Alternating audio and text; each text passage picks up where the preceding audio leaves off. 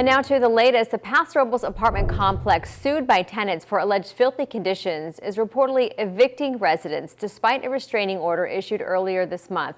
KSBY's Asia Gore has the latest on the suit and what residents have to say.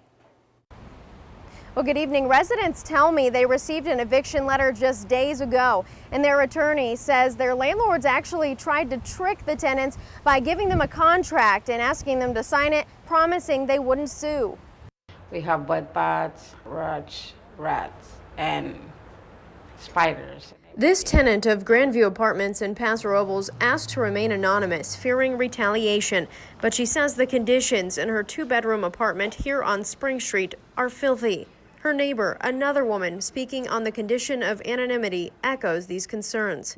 No tengo donde. She says she has nowhere else to live, and that's a real worry for these residents who say they are now being evicted. The notice comes just weeks after a judge granted a temporary restraining order barring the landlord from collecting rent until conditions improve. They put the smoke detector. That's the only thing he put it like 2 or 3 days ago. Aside from installing smoke detectors, which are required in rentals under state law, tenants say conditions have not improved.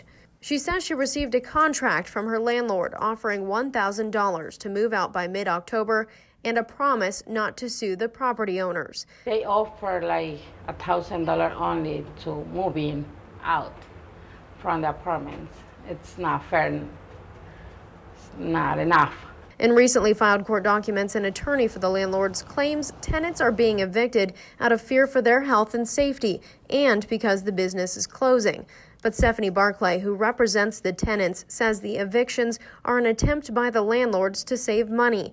According to Barclay, the Grandview property manager accepted a new tenant and began charging rent while the judge considered the request for a restraining order. That tenant says in court documents she's been pouring alcohol on her carpets to kill off the bed bugs biting her 1-year-old baby. A pair of hearings are scheduled for the next 2 weeks in court to determine if the landlords can legally evict the tenants or if by doing so they violate the terms of that temporary restraining order. In Paso Robles, I'm Asia Gore, KSBY News. And the tenants say a one-bedroom there costs $1,300 to rent a month and $1,600 for a two-bedroom.